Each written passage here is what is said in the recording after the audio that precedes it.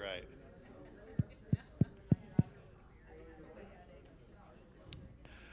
Well, good morning, everyone. I hate to break up. I know it looks like everybody's getting a chance to connect and visit and check in. Want to welcome you. I think we should probably go ahead and get started because we're a couple minutes, we're a few minutes in now. So this is our fourth session together on the book of Hebrews. Let me say a prayer for us, and then we're going to start. I have a little question I want to encourage you to talk a little bit about at your tables. So let's pray together. Lord, we thank you that you are a gracious and living God, and you give us these beautiful days, and we're just so grateful for them. We ask and pray, I pray especially for today, that you will continue to bond us together, continue to open up the witness of Scripture to us as we contemplate what it means to follow you and to love you. We ask and pray these things in your name. Amen. All right. Well, as I mentioned, fourth session. I'll come back in just a little bit right after I give you this question and kind of do a little mini recap since we took off last week for President's Day. I do want you to know on your calendar that we will not meet on March 18th. So that is the next date. We will be taking that date off. I will be on vacation for a day. So, but I think what we'll do is we'll still meet during Holy Week, because I think that's the week after, and then we'll probably take another week off in April. So we've got a lot of work to do, basically. So I gotta get moving here, don't I? So I wanted to start here with this question: what does it mean to you that God is an ever-present help? This is partly inspired from some of what we've been hearing in our sermon series, particularly I was assisting with Jeff, and he was talking about God's presence as the shepherd. So I wanted to give you just a few minutes to this is just really sort of to think, how is God present to you? Does this phrase make sense to you? Does it resonate with you or not? And I'll give you about 4 or 5 minutes to discuss this. You can work on this, or as always, you can answer the question you thought I should have asked you. So I'll see you in a few minutes.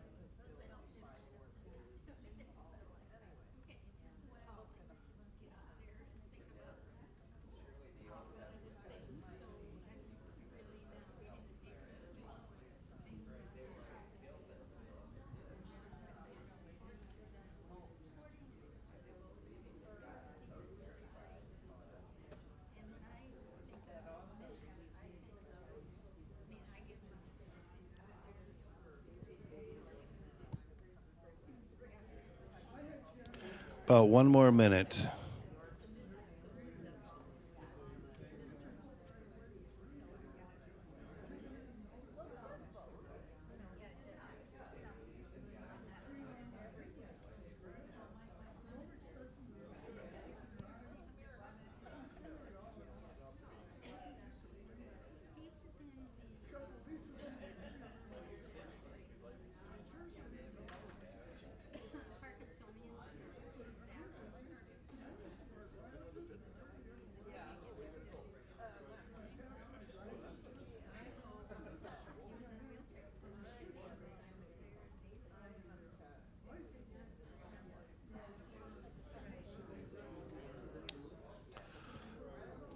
Okay. We'll invite you back. We take time for maybe one or two comments. We do have a mic over here on this table, so we'll start with that over there. Are there anyone want to share what you talked a little bit about at your tables? Comment, question? Tom?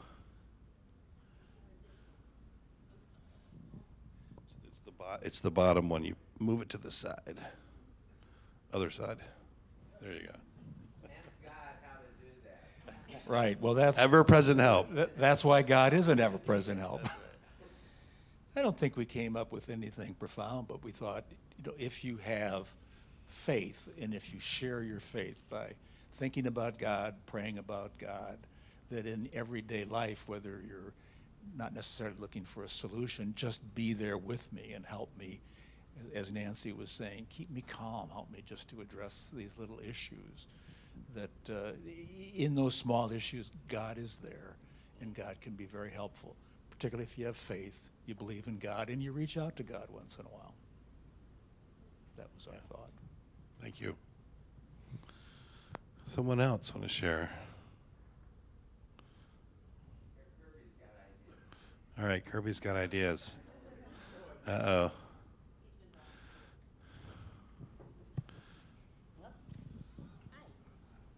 Our group started by saying that, yes, God was with us, and he's right here in the middle of our table. We don't know about you, though. We don't know about the rest of you. Jeff.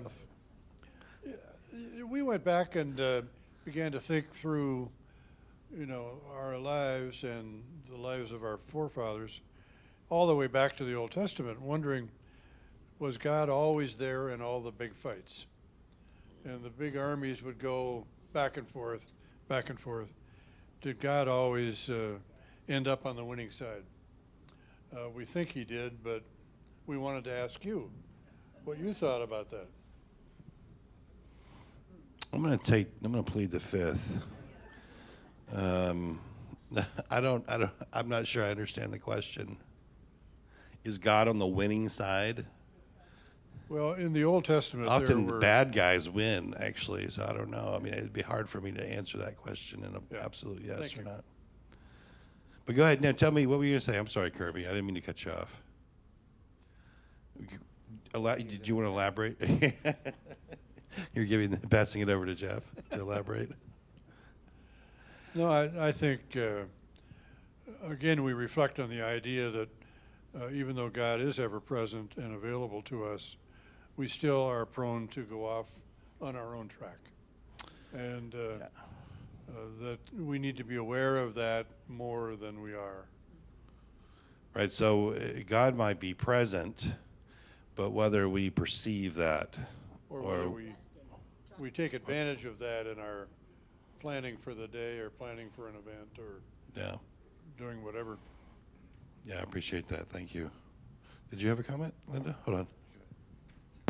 I was just going to say that looking back, when you think that things went wrong, and then you reframe what happened, and you realize that if it hadn't happened, you wouldn't have taken that path, and now you wouldn't be where you are in a really good way. So whatever, if you want to think of it, God closes doors or opens doors or windows or whatever, and you think that he's not with you. You feel he's not present because you're not getting an immediate answer, you're not getting the answer that you want, and something catastrophic happens, and then you have to deal with it, and then you find that you made a big leap in a new direction, a correct direction. And so, Yeah, and I think I would want to affirm all of that and also say that there are some things that sometimes happen to us that we experience, that come upon us, whatever the case may be, and we never see that other, but there's still a chance to trust somehow.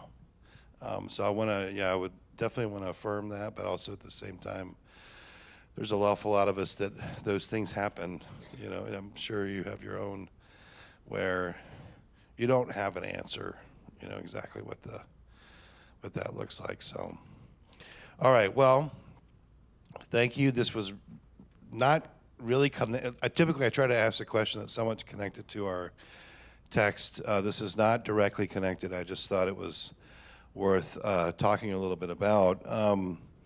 We are up into chapter 2, and I do have a little section to recapitulate the argument in chapter 1 and chapter 2. One of the things I want to say, though, at the beginning, as we move into the material that we're going to talk a little bit about today, is I think you will remember, right? Our first session together was kind of the background, the historical stuff, some of the big themes, and then we really dived in week 2, and we spent an entire session just on the first 4 verses. And then we kind of picked up a little bit of speed last time and made our way up into chapter 2. But one of the reasons I think that I paused the way that we did is that opening section of Hebrews is really, really dense. And it is making some of the most extraordinary statements about who Jesus is that you can find in all of the New Testament. And what I mean by extraordinary in this case is it is identifying Jesus with Yahweh, right, with God in such a way. I mean, remember, we're not dealing with a Trinitarian theology by any means, but clearly the author, the first person who preached this, potentially a sermon, had come to the conviction through their experience and their reflection that in some way or another Jesus was to be identified with Yahweh, almost to say that Jesus was God. We don't get him saying that, but we get things that are very, very careful. So what this is often called is a high Christology. It's a high Christology. So I've given you that word Christology. It's in your appendix, and I hope that continues to be of help to you. And as we move through, if there are other words that we need to put in there, I'll do that. And what the high means is that you view Jesus in a sense as highly as possible. Not simply about respect, but just clearly he is in some way or another either divine or so closely connected to the divine that he is different than the rest of us, right? So that's really a power. I mean, I would say those first 4 verses are just filled with that, utilizing the language of inheritance, sonship, which are, of course, meant to establish the bona fides of Jesus and also underline the fact that he is different. He is superior, essentially. I don't typically want to use that language because it's, superiority, inferiority, those kind of things have all kinds of interesting baggage. But in this case, I think it's pretty appropriate that we're dealing with a claim that Jesus is qualitatively, not just quantitatively, but qualitatively different. And the first chapter then turns to what we might consider, maybe for an ancient person, certainly for this author, as one of the principal rivals to that claim. Within, we might say, a kind of Jewish, maybe even Hellenistic cosmology. And cosmology is simply a word that says the way that people saw the world. They had a very populated world. There were not only humans and animals and all the things in creation and then God, but there were spirits and ancestors and angels, etc., right? And the angels in particular, especially in a Jewish context, and in the Torah itself, are very, very closely associated with God. And so when I use this language and I say something like Jesus is to be identified with Yahweh, you could also say that the angels are to be identified with Yahweh. But the author wants us to understand that the way that Jesus is identified is qualitatively also different than the way that even the angels. So we're getting one of the highest claims that you can kind of get about who Jesus is. Now, if you don't, it's possible not to notice it because we can sometimes get lost. But now in the story of the text, we're going to begin to sort of get a different argument, which is that Jesus is also fully like us. And because he's fully like us, he can step in for us. He can be a mediator. He can be someone who represents us also to God. So we're going to get one of the most robust, again, in the New Testament, at least in terms of something that's like not story, but really theory, affirmations of the humanity of Jesus, and not just that Jesus is an exceptional and exemplary human being, but that he suffers like human beings suffer. And that's going to be a very important section. And the challenge, I think, the invitation is to sit with both of those things, the high and the low, that they go together somehow. And to allow that to shape how we think about who Jesus is, but also how we think about how Yahweh is present, right? Because if Jesus is to be identified with God and Yahweh, and yet he suffers so radically, does that mean also that Yahweh is present in suffering? That could be one of the questions that it raises, right? So this question about God is, I guess it did relate, didn't it? God is ever-present help. Is germane here. So let's turn then now in chapter 2 to our first set of verses. And if I could have, I think I left the mic right there. Maybe I get a volunteer to read for us.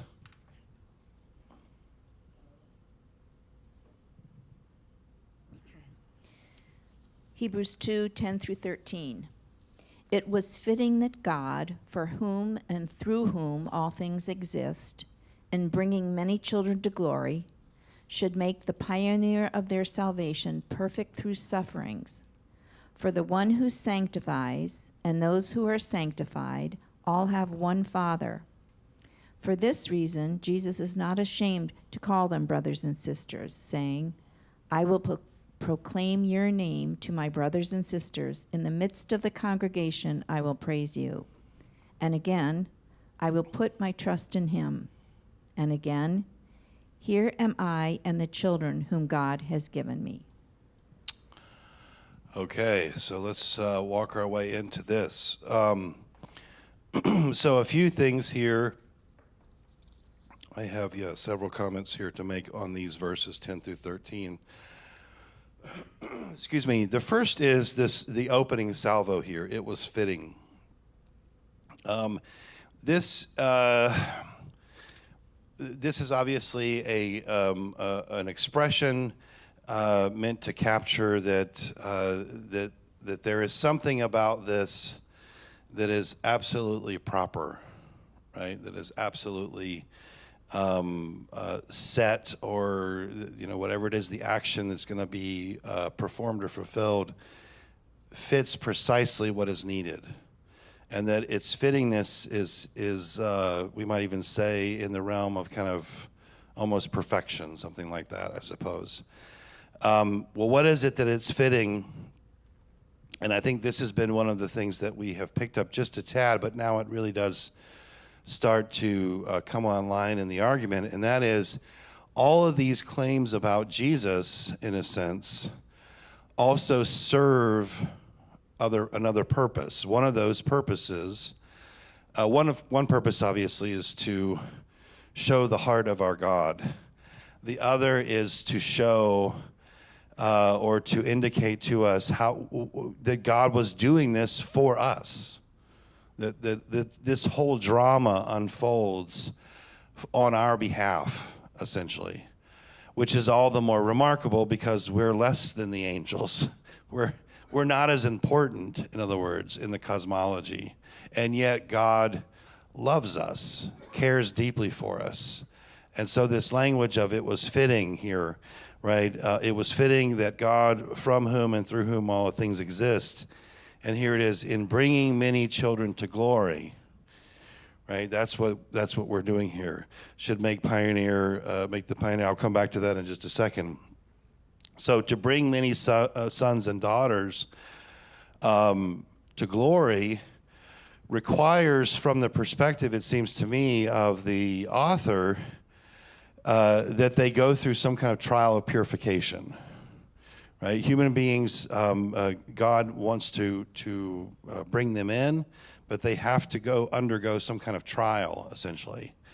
But what happens is that, of course, Jesus undergoes the trial on their behalf. That's sort of the argument that's being set up here, particularly in this one sentence.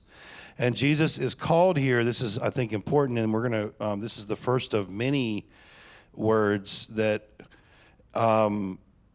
delineates or kind of demarcates that Jesus is ahead of us, out in front of us, and yet he's still profoundly one of us.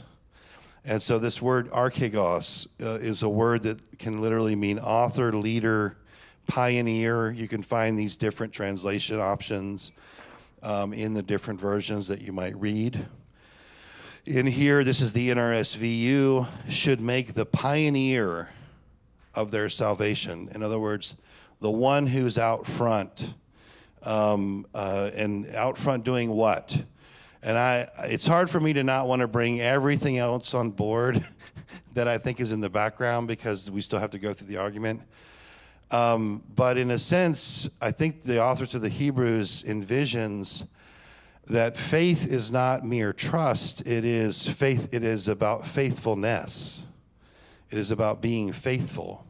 And the one who is faithful and treads the pathway of faithfulness for the rest of us to follow is this one, this person. That's whom the author to the Hebrews is talking about. So God is leading, think about this image even, leading others, right? In other words, like imagine a train of people and they're following behind someone.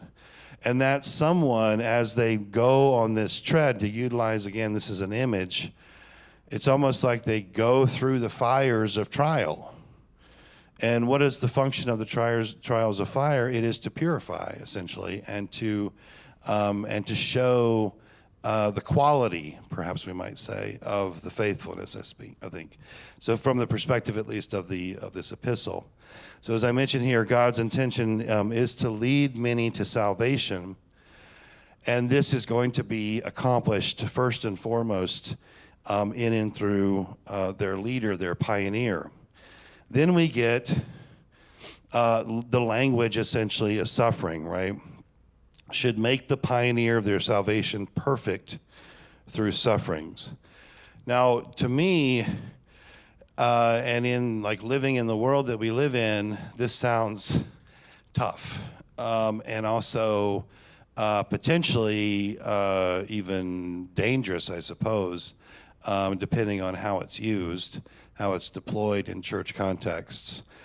The idea, I think, though, that's operating here, kind of the ancient idea, is what's connected to what we might call the apocalyptic context. Now, I've given you the word apocalyptic and apocalypse. That's in your glossary of terms. And apocalypse and apocalyptic refer to the end things, right? The final things. There's an entire genre of literature produced, just simply that's come to be called apocalyptic literature. Typically, this is literature of visions, and oftentimes of the final scenarios of where everything is going. The basic idea you already know, which is God wins, right? That's not a huge. So I'm not giving anything away.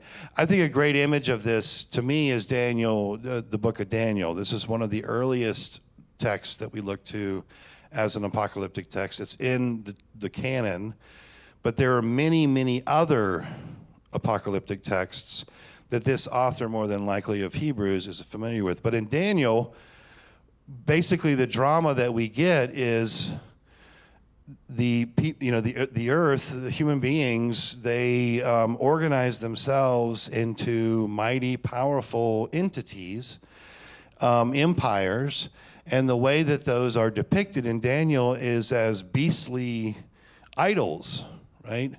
And I think what that's meant to convey is two things. One is the idolatry of it. There's a kind of self-worship. But the other is that the way that they go about living life is fundamentally beastly. Like, they are destroying other people.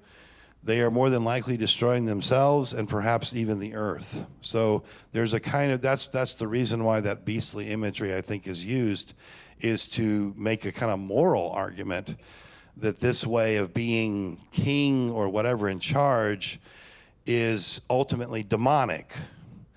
And that then is countered by the way that God rules. And in Daniel, we get introduced for the very first time to this figure called the Son of Man. And the Son of Man, I guess we hear that phrasing in Ezekiel, which is prior to Daniel, but Daniel sort of indicates to us that there is one like a Son of Man. So right after that description of the big idols in Daniel, you shift to the heavenly throne room, and it's basically, what is God going to do about these kingdoms? Well, God is going to overthrow them, and is going to do so through the Son of Man. And why Son of Man? Because the way that God rules has fundamentally a human face.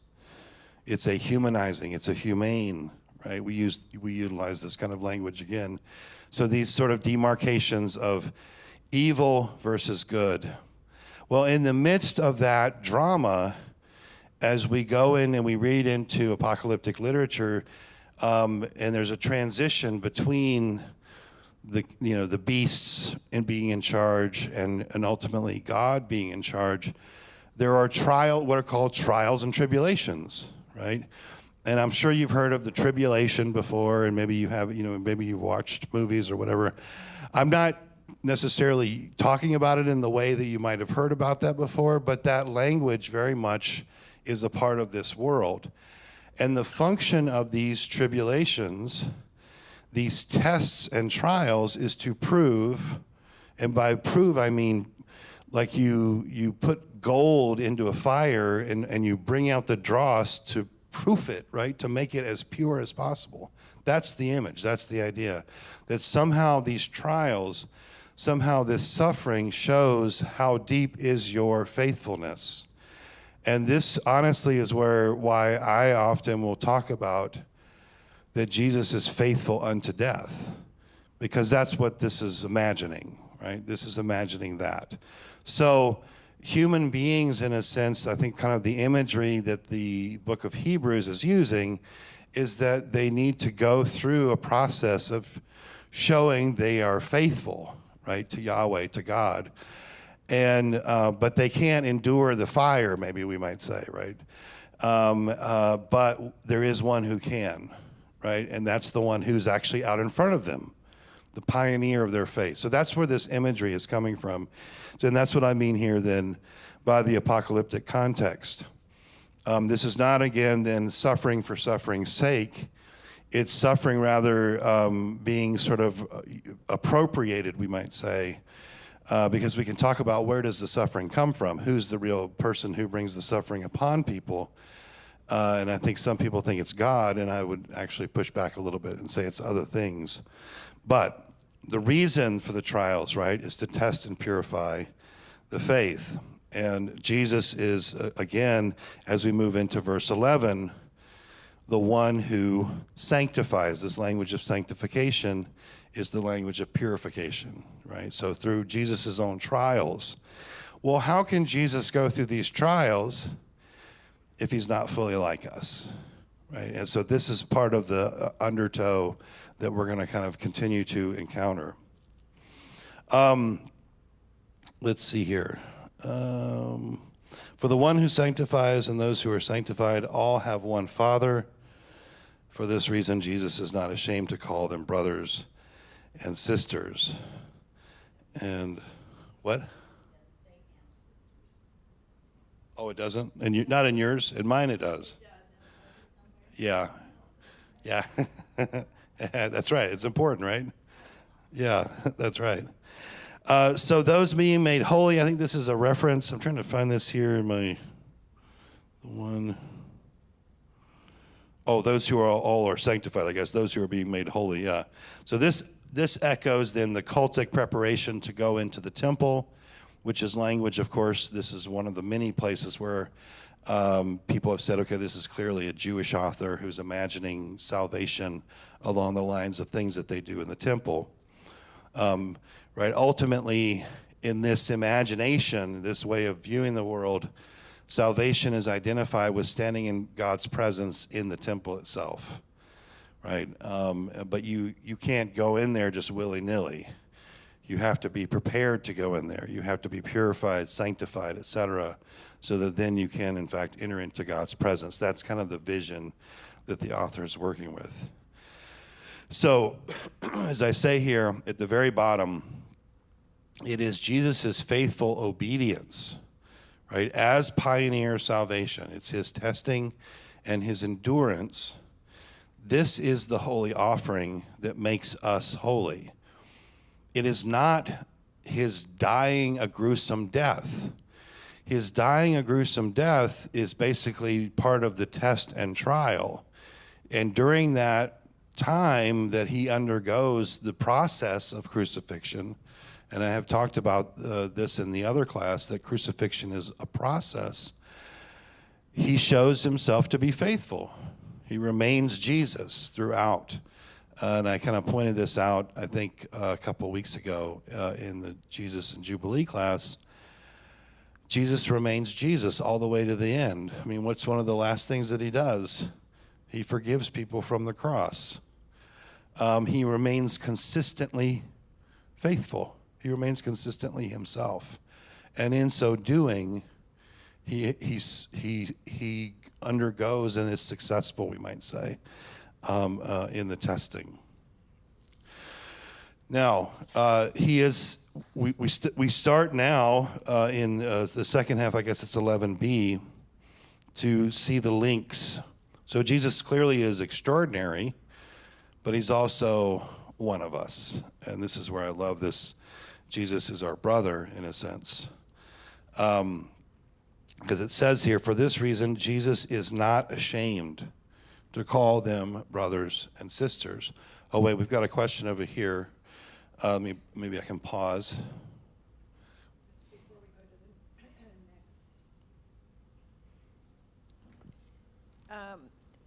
Hello, can you hear me?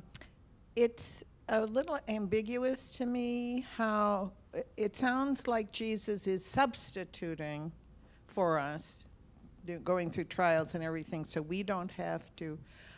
Or is he just leading us so we have an example of how to do that and that we have to be purified as well? I think the author is imagining something closer to the second option. Not to discount, though, the first.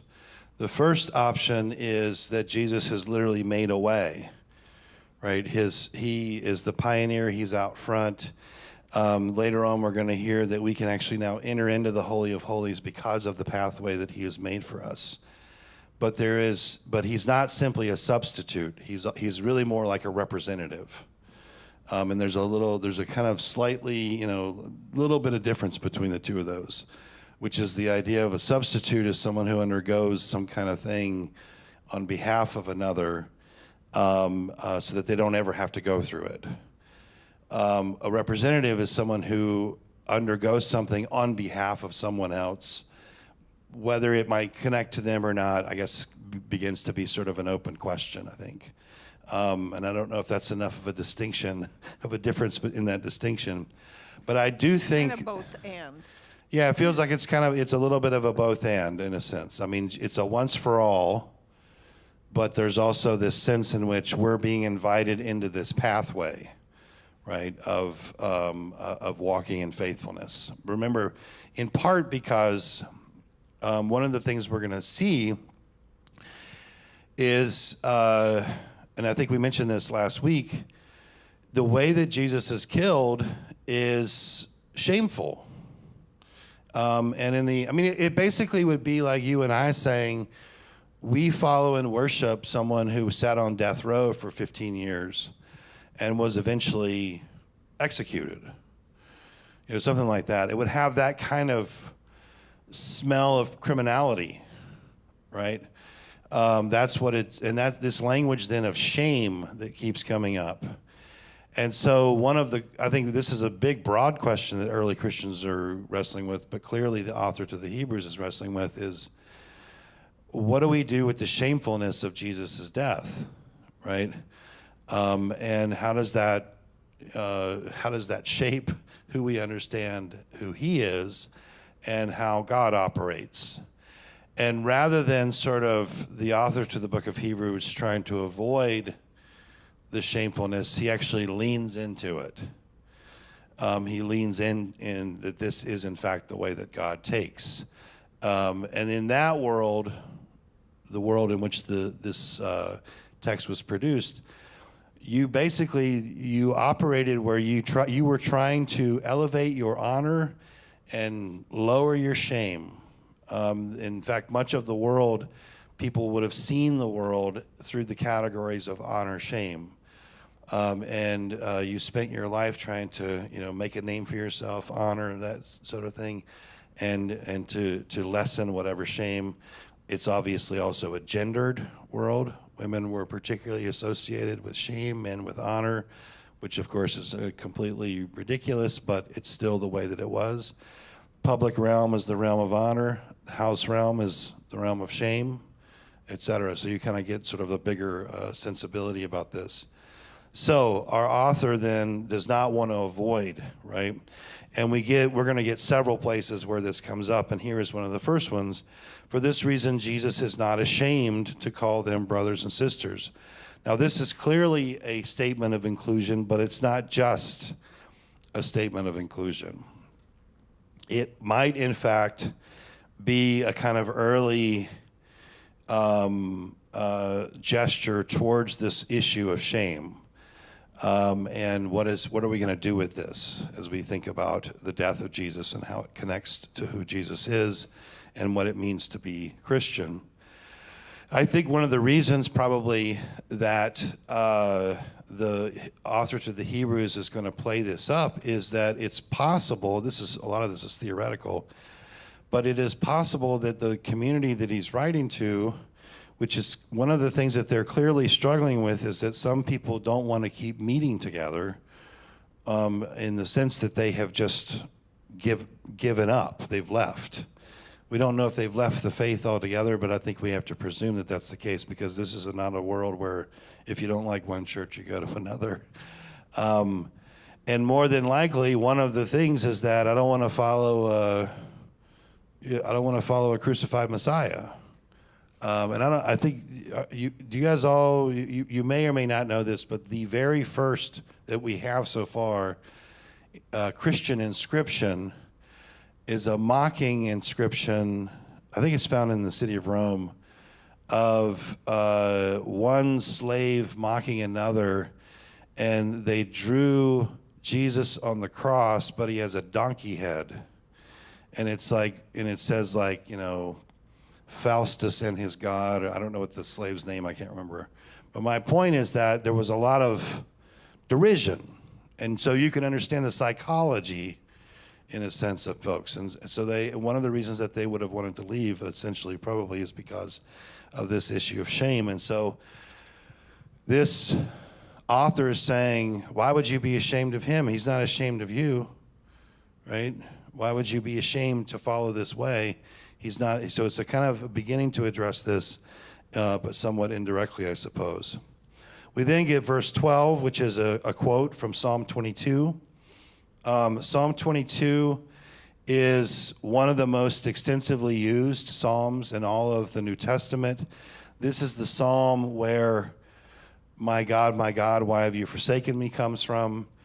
It is also a psalm that portions of it, other Christian authors drew on to try to make sense of what happened to Jesus.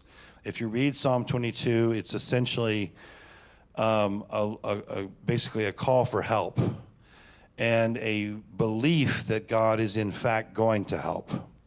And so that's the whole kind of structure in some ways of that psalm. I will proclaim your name to my brothers and sisters in the midst of the congregation. I will praise you. And so here we're drawing from the latter part of the psalm, which is after the person has been rescued. And so the text here is a vindication.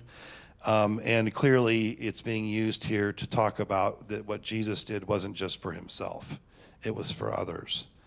And his vindication is his resurrection. Even though it's not stated here, that is clearly the idea, right? That Jesus is raised from the dead. That's the only way that we can make sense of the shamefulness, is from that perspective.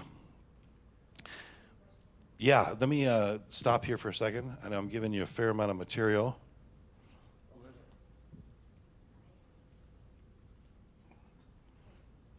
I don't know that this is worth a microphone. Hi, I am a woman, Yes, yes.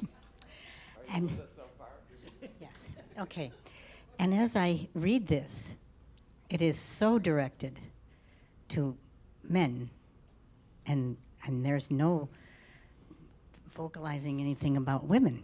And I guess they were lowly, I suppose. Is that why they were then? But we don't feel so lowly. We think we belong too. Yes. She's got the New International Version here. Right, so the translation is part of the problem, Okay. Oh, well, but it's not the only problem. I mean, there is very much. on a prejudice. No, you're not. I'm not. You're not. Yeah, not at all.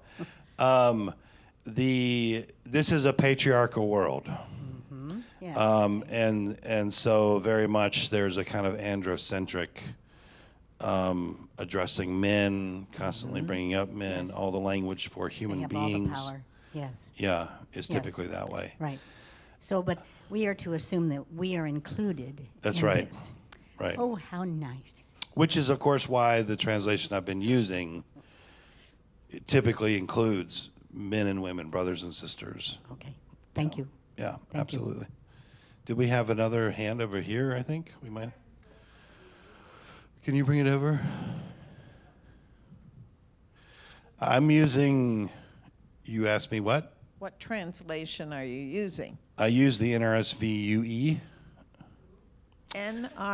NRSVUE? Yes, yes. The NRSV UE is. No, I'm just kidding. It is the NRSV, so the new Revised Standard Version, and the UE means updated edition. And so there were a couple of small updates, I think, that they went in, and they didn't need to do an entire revision, so they didn't make it the new, the NRSV. So it's NRSV UE. There are just a few slight modifications here and there, but it's probably the translation that is the most. It's. I would describe it as you're getting as close to a kind of literal without it becoming wooden and almost incomprehensible because of the structure of Greek. Right? So within the grammar, within the grammatical confines of English, you're getting very, very, very close to what the original languages say, but you haven't there are other translations that are even more literal. Yeah. And every translation is also an interpretation. So of course, we need to understand that as well. Yeah. So this translation includes brothers and sisters, whereas others doesn't. Right. And this is more faithful to the original? Well, I think the argument, is that the imagery, the utilization of words there is meant to be encompassing rather than singling out. Like when we use mankind or whatever, it really Right. means Right. both genders. Right. Or it did like in the 50s and 60s, kind of typically. But, that's right. That's right. So, verse 13, we're just trucking right along here. And again, I will put my trust in him, and again, here am I and the children whom God has given me. So this comes out of Isaiah chapter 8. again, this is simply a technique that the author is utilizing, right, of stringing along text together. The original context of some of these doesn't really matter. What often matters is the appearance of the same word again and again and again. And here that same word is more than likely the idea of there being many people whom God is interested in saving. Many people, right? And so Jesus' actions then are simply not just for himself, right? It's for all, or for here the brothers and sisters. Okay. Wow, we made it through that material. Frank's over there; he's got a serious look on his face. All right, let's move forward into our next set of verses, which I think brings us, yes, up into the end of chapter 2.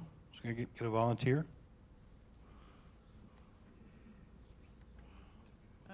Hello.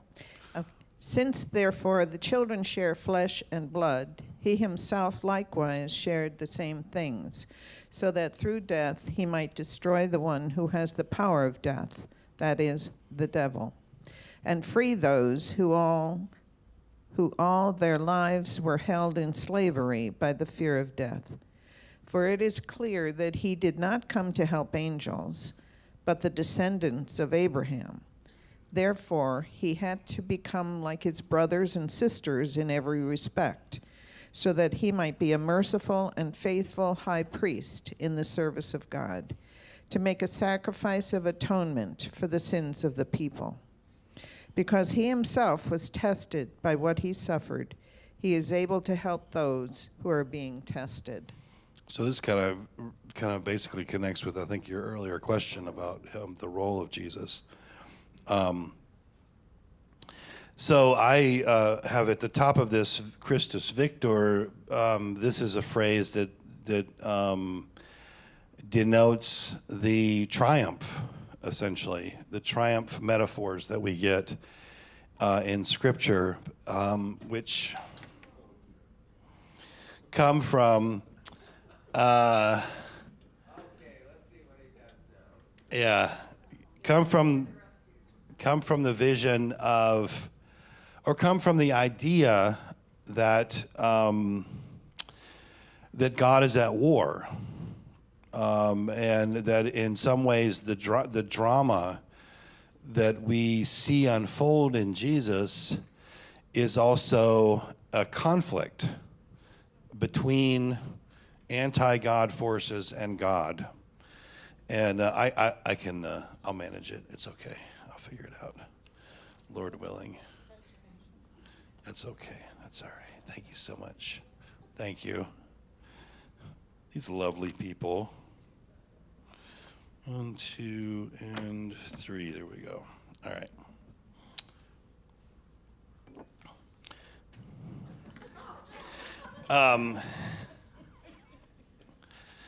There we go. All right. Oh, I might need this. All right, this is going to come back. Okay. Name it. Yeah, I wish I had more material for you, because I feel like this is a comedy.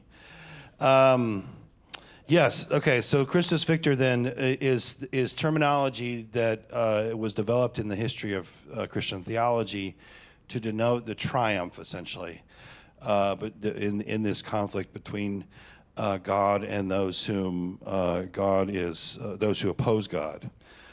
And this gets back to then the context that I mentioned before, this apocalyptic context, And what I mean by that is simply, however we think about, apocalyptic literature, and I completely personally would reject like the Left Behind stuff, even though that is the most popular form of this. But the sensibility that there is a conflict going on between God and that which opposes God, that I think is what is at play here. And so God's apocalypse, in a sense, is what is unfolded in Jesus. In the drama of Jesus, an apocalypse has happened. And so we can say a couple things here. One is right? God is at war with these anti-God forces, which have enslaved humanity and creation, right? We already see this, right? Since therefore the children share flesh and blood, like he himself likewise shared the same things, so that through death he might destroy the one who has the power of death, that is the devil, and free all those who all their lives were held in slavery by the fear of death. So the image of Exodus, essentially, right, in a way, comes back here, of being set free, that this is what God is interested. The same kind of notion of conflict between Yahweh and Pharaoh, we might say. But here, it's no longer Pharaoh, it's the powers of sin and death, right? That's the confrontation. Those are the enemies arrayed. The structure of that engagement is God's judgment, right? God's engagement with those anti-God forces. That judgment cannot be withstood. And yet that judgment is not ultimately simply for destruction. It's rather to set at liberty, right? As it says here, the event of the confrontation will be marked by judgment and new life. In the midst of this trial, this huge, massive cosmic drama, there is someone who stands in on our behalf, right? Our representative. This is Jesus, whom we've already heard about, described again as pioneer. Later on, we're going to hear he's described as an apostle, which is very interesting. We'll come back to that. So our representative, he's one of us, right? Therefore, he can represent us in this drama of God setting human beings free. And again, this is, right, we've heard the most radical things that we can hear about Jesus in those opening first 4 verses, to the point where we have to say, Jesus is God, or Jesus is like a God. I mean, depending, of course, on the context that you're in. And yet he's also like us, fundamentally like us. So this is really the paradox, in a way, at the heart of the Christian faith, in a sense. In the midst of this, then, is a battle, and here it is in particular with death, the power of death. I think I'll make a comment here. Death in the New Testament and in the Old Testament, I think there are 2 lines, like 2 ways of thinking about what death is. One of them is more benign, and the other is more clearly demonic or nefarious, we might say. The benign one, in a sense, is that death, in a way, stands symbolically for limitation, that there's a limit to us, that we are finite, that we are creatures, that we are not the source of our own life. We have to receive that from elsewhere. And so death, in a way, demarcates that, marks that off. The other side, though, which is the one that God is consistently at war with, is the nefarious power of death. The way that the fear of, we might even hear other places, the fear of death oftentimes drives human beings to do the very things that we might all describe under sin, right? The pushing away the reality that we're going to die. The fear of death makes us want to go and run the other way and do other kinds of things, right? Aggregate our power, et cetera, exploit others so that we don't have to potentially die, send others off to fight our battles so that we won't, et cetera. So the power of death is also a profoundly negative, and we might even say demonic power that God is at war with. And that is certainly the case here. So death, in a sense, rather than being the source, and I guess what we might say, depending here, is that God takes this power and turns it into the instrument of our liberation, right? Utilizes death, which is trying to put an end to Jesus, and it becomes the means by which God actually liberates creation. So the battle with death has a twist built into it. So, as I mentioned here, it's through death that God has overthrown the anti-God powers personified in Satan or the devil in this text, and has set us free. All right. What is my... Okay, this is the one that I dropped on the floor. So, now we start here also to encounter for the first time language that's going to be really important throughout the rest of the epistle. And that's the language of Jesus as priest. So remember, one of the themes that the author of this book wants to develop is that Jesus is a priest. He's a representative. Priests are mediating figures. And what I mean by that, and at least in the kind of religious context and certainly in the Jewish context, is that a priest represents the people to God, but also represents God to the people. And they have this kind of middling station, right? And so Jesus has now, it kind of makes sense in a way if you follow the structure of the argument. What we heard at the very beginning gives us a sense, a justification for how it is that Jesus could represent God. Right? He's the very image, the imprint of God's being, is the claim. But now we're hearing the other side, which is that he also can be our representative in his faithfulness because he's undergone the trial of suffering, right? He's just like us in every kind of way. And so that's what we're starting to get here. So Jesus functions then as the high priest, representing us before God, and of course, conversely, representing God to us. And what a priest does is to intercede on behalf of those who need that intercession, right? Those who need assistance, mercy, favor, blessing. And this is the kind of language and imagery that the author is utilizing here, particularly as we get down to verse 18. But before that, starting in verse 16, for it is clear that he did not come to help angels, but rather the descendants of Abraham, i.e., faithful human beings. So a priest, by necessity then, needs to share in the common lot of those whom they represent. This is sort of the idea that within a kind of Jewish way of thinking about priesthood. And so we're going to establish that Jesus is in fact exactly like us in every way. And we're going to begin here, right in verse 17.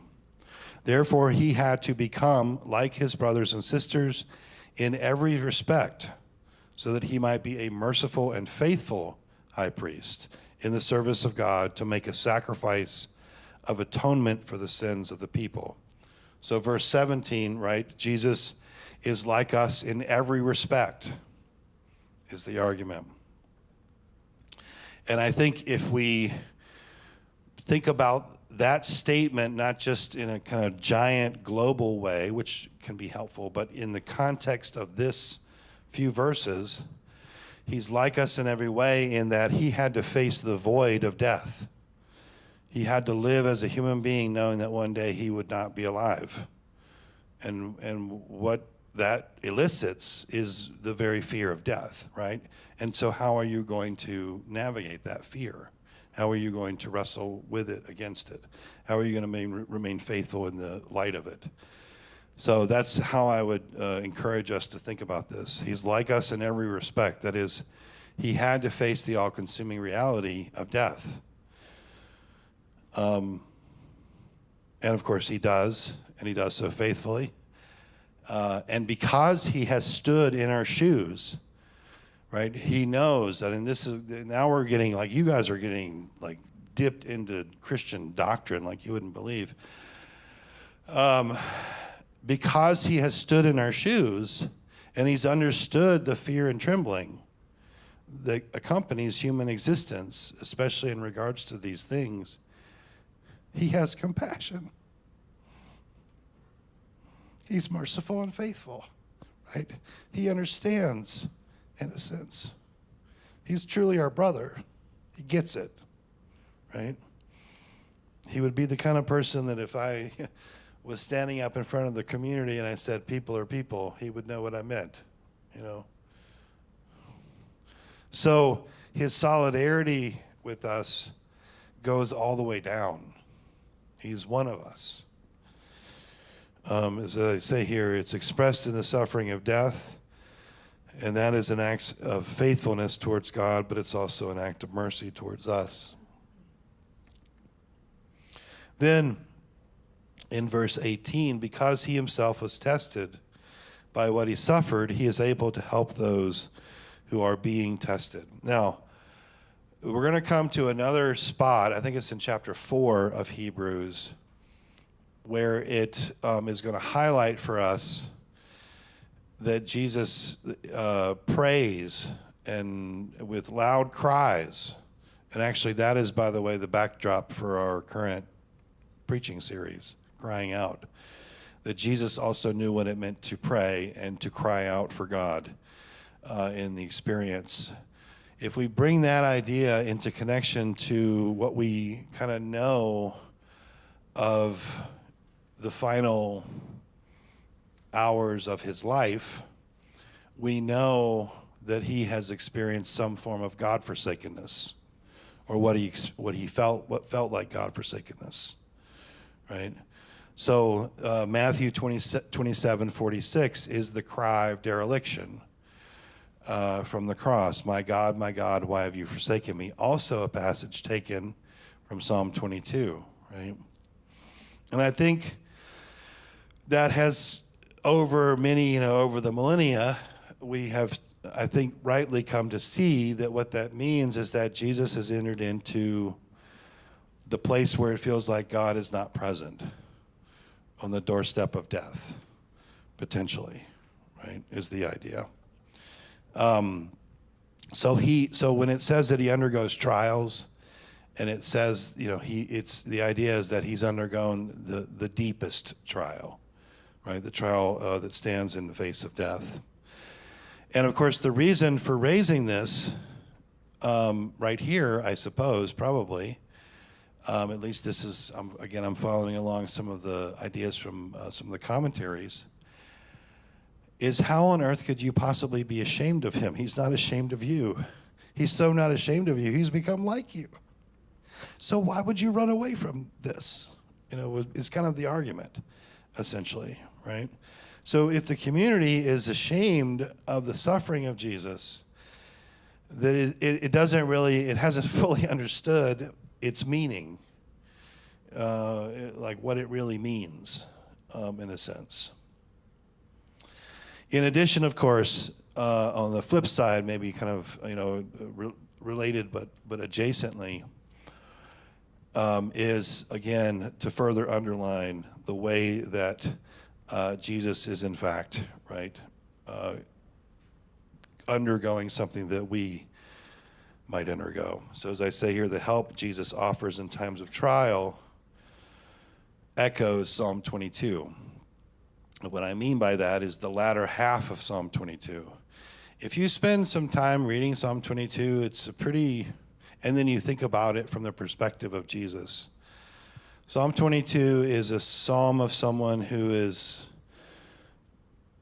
being hounded by friends and enemies, and they are afraid they're going to die, and they wonder where God is in all of this. And they go down to the depths of what they can in a literary sense, I suppose. And then the second half of the psalm is a kind of, but I know Yahweh is going to rescue me. I know that Yahweh is going to come to my aid.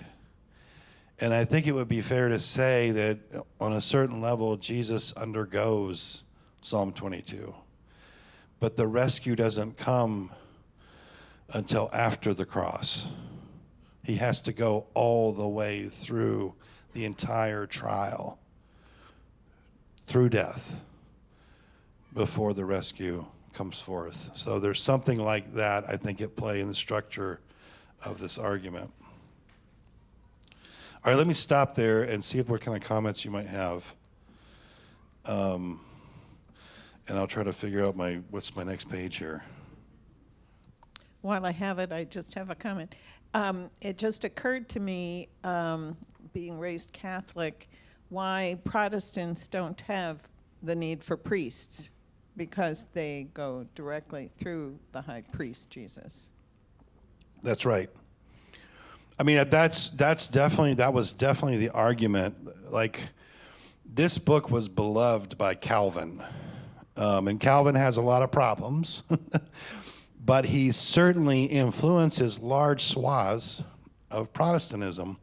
And one of the arguments here is there's no need for priests anymore because there's only one priest, essentially. And Calvin, I think, kind of takes that up and really pushes that, which is one of the reasons why Calvin's tradition doesn't have bishops.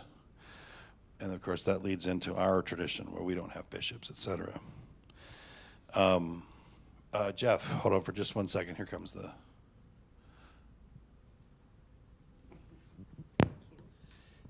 There's all the focus here on Jesus' death and the gruesomeness of his death.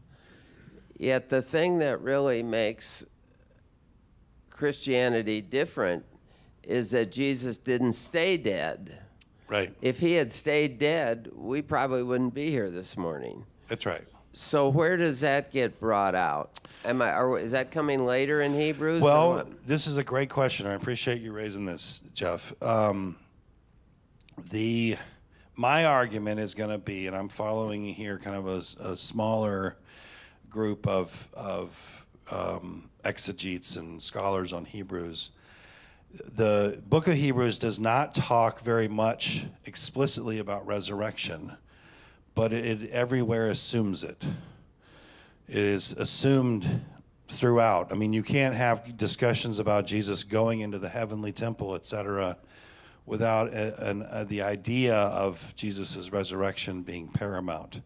So all of this, I think, needs to be seen from the direction of the resurrection, and to the point where I would suggest that the cross is actually downplayed, and that the most important thing is the life that Jesus lived and the resurrection that brings that life into the presence of God. And that the cross becomes a moment, becomes kind of an apex moment that proves how authentic Jesus was, because he remains Jesus throughout, even through the cross. But the real point is the holy, purified life that he lives, and then the resurrection, which, again, from the kind of imagination of the author, brings that life into God's presence. So that's a great question. It's not explicitly mentioned, but it is implicitly operating throughout the letter. So, I've also got a question that was occurring to me all through this. Hebrews talks about all the appeal of Christianity and why we should follow that. Is there just an implied thing that if you don't follow Christianity, what's going to happen to you? Hebrews has a pretty negative view of what's going to happen to you if you turn away. There are places, I would say, that are operating probably with something like rabbinic hyperbole. And what I mean by that is the overstatement of something precisely to, motivate the person into action. So whether or not, in other words, these are definitive statements about what's going to really happen to you, or whether they are something more like warnings, is an open question. But there are definitely going to be some passages that are going to be kind of prickly. I'm not looking forward to reading through them with any of you. But they're there, so we'll do our best to understand where they're coming from. But good question. I think Nancy had a question as well. Thank you, Tom. Well, it's not really a question, but my mind was triggered by something earlier. Well, first of all, I should say the first day you started this, if my face had a glazed look and you accused me of looking like I was judging you, I wasn't. But he just goes on, and at first, my first reaction is, okay, I got it. You don't need to go on and on and on. But the more that you've explained it, the more I understand just how rich and deep all this stuff is. So that's one thing. Thank you. You're welcome. So I was not judging you. No. I know it's our joke. But Well, I'm up here sometimes. I'm like, is this getting? I don't know if this is getting no, through I'm either. just, I'm thinking about it. But something that for me personally is really pivotal when you've talked about the two different ways of looking at Jesus' crucifixion. Is it substitutionary or is it purification? And I guess I really hadn't thought about how those two things impact me. So this is my rambling thought it triggers. So I'm a PK and an MK, and I learned nothing about God growing up. You know, really, seriously. The line of behavior in our household growing up was, what will people think of you if you act like this? Not what will God think of you, but what will people think of you? What will they think of your dad if you misbehave? So I'm amazed that I'm a Christian. But I mean, seriously, there was nothing, I learned nothing. And I remember being in college and people, well, at least twice, I was approached by people with the 4 steps, you know, like, are you saved and all that. Yeah, the 4 spiritual laws. Yeah, or and whatever, I'm like, well, you know, I'm Christian, but, you know, I don't know, it just didn't do anything for me. And it wasn't until I was a student in Spain, my junior year in college, and a friend invited me to a Bible study. And this was the first time I ever heard about a relationship. And so that gets to the part of the resurrection where he's inviting you into a relationship. He's showing you how to live a life. And that had just never dawned on me. And I used to say for a long time that I became a Christian backwards because it was that invitation that got me to commit my life that night. And it wasn't until later that I learned about sin and how Christ took my sins away from me.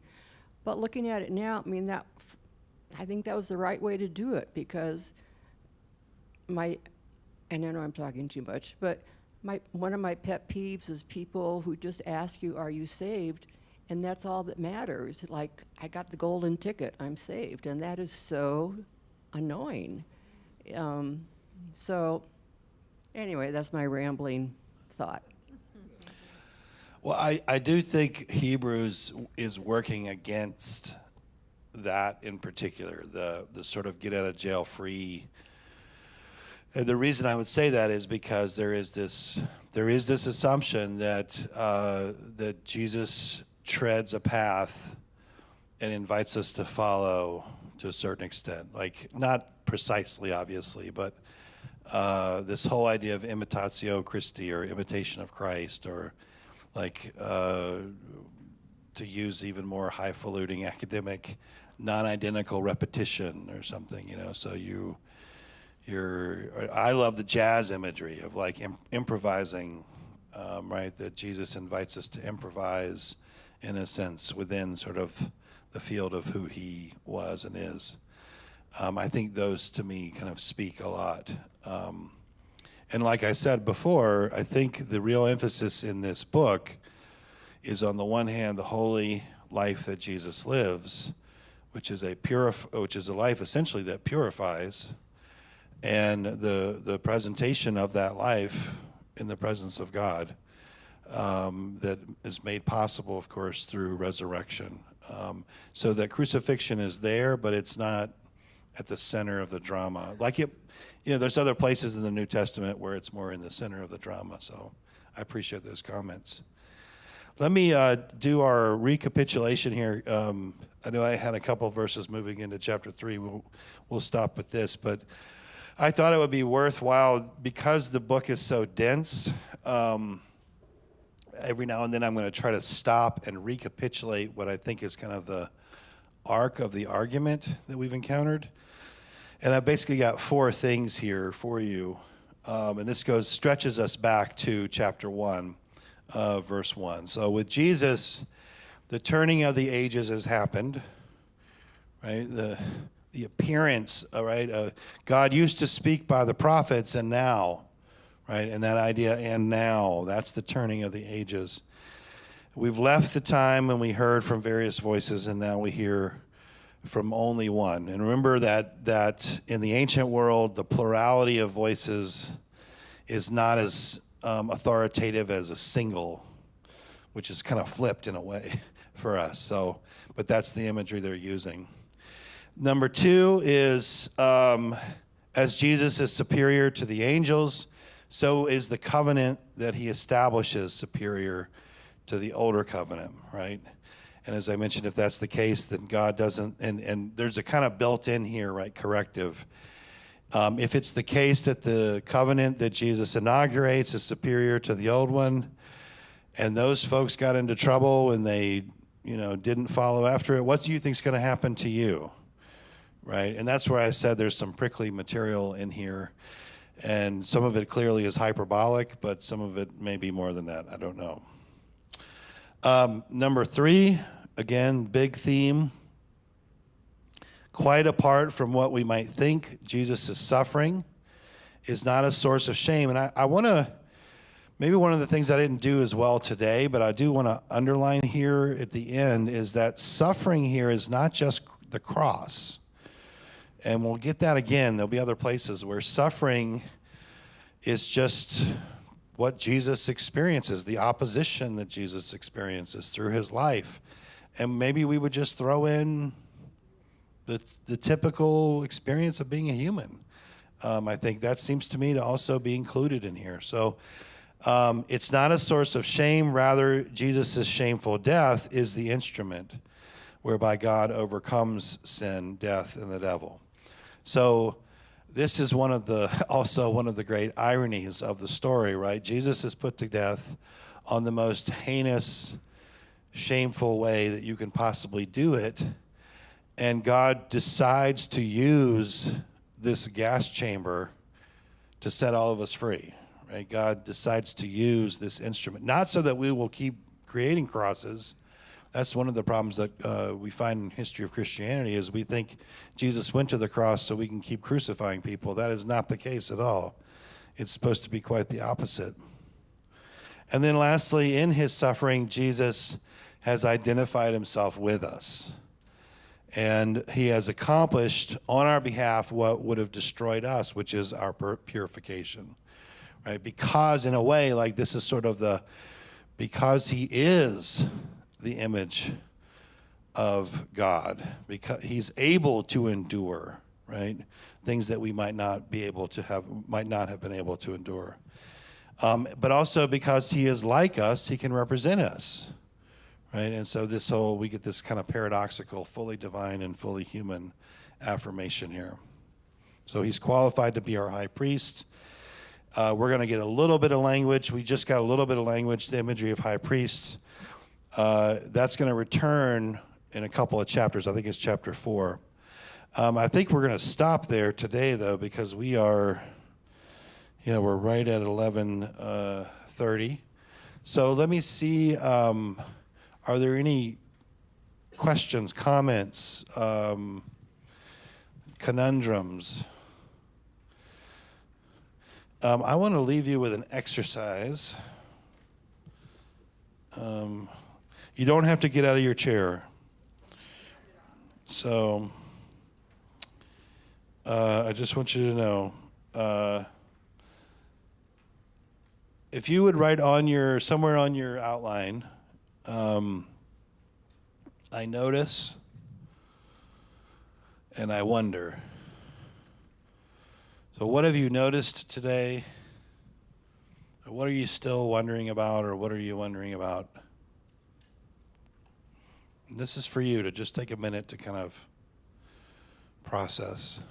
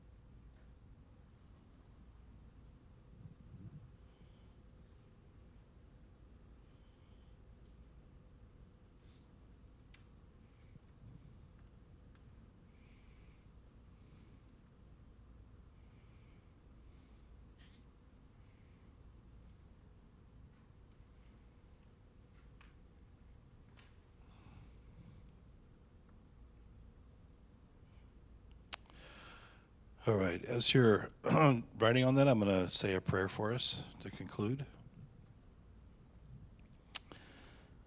Lord, we do thank you for this day. We thank you for the witness of this letter to the Hebrews. But even more, we thank you for what it points us to, the reality and truth that you, though the very image of God, chose to identify yourself with us, to walk with us, to be with us, to lift us up. We pray, O Lord, that we might also choose that way, the way that you chose, the way of faithfulness. I thank you so much for my brothers and sisters. Pray also for our friends who are online, that you'll send them forth with a blessing in your name. Amen. All right, I'll see all of you in a week.